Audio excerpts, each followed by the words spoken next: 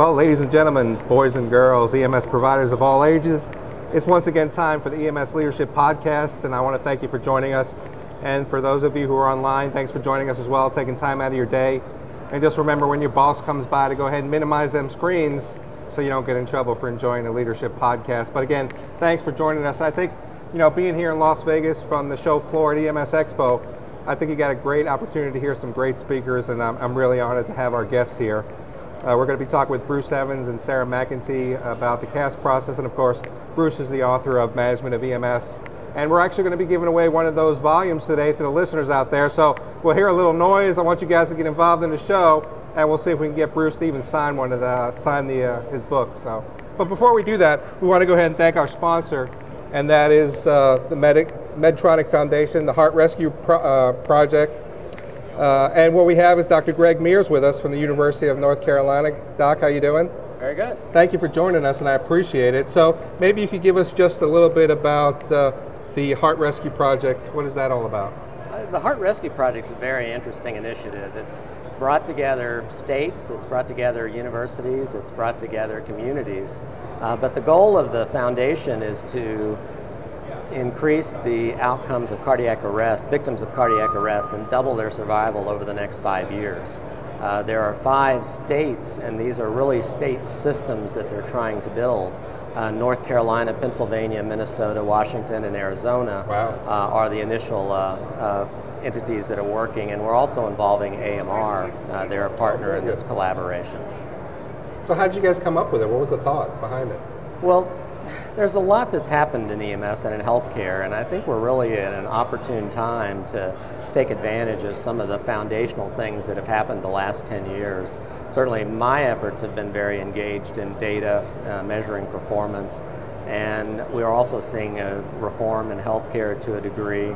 We're also identifying that there are some very key things that we need to do to a cardiac arrest victim in a very timely and organized way in order to improve their outcomes. There's about 300,000 or so cardiac arrests a year in the United States, but the survival, if you average it out, is less than 10%. We have some systems that have survival rates and outcomes that approach 40%. So there's a huge variation in that, and using data systems and then using some of the new findings and technology and how we provide CPR, post-resuscitation cooling, all of these things, if they're organized in a systematic way, we feel like we can make a big impact in the outcomes. And the Medtronic Foundation has stepped up and funded this initiative to bring everyone together. So I think all of the planets are aligning to do some really neat things. That's awesome. So let me ask you a question. When you think about the out-of-hospital cardiac arrest, why does that data really matter?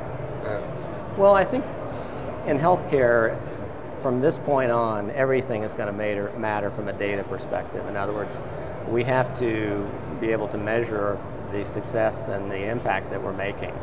And so for us, what the data does is it allows us to not just document that there was a cardiac arrest, but through registries like state data systems and even the CARES data system, which is the cardiac arrest registry, we're able to dissect down into how we resuscitate people instead of just that it was an event. And then from that, we identify best practices, we can measure things over time, and it gives us a good foundation to make decisions with. So at EMS, how do we help out with that? What's the best way for us to get involved? EMS is still the center of cardiac arrest care. It's an emergent event. It requires a quick response. It requires aggressive CPR and early defibrillation. All of those things are going to put EMS in the forefront of this, regardless of how we piece together the system. What the Heart Rescue Project does is to try to engage the communities so that there is a strong community presence to rapidly recognize an arrest and get CPR started early.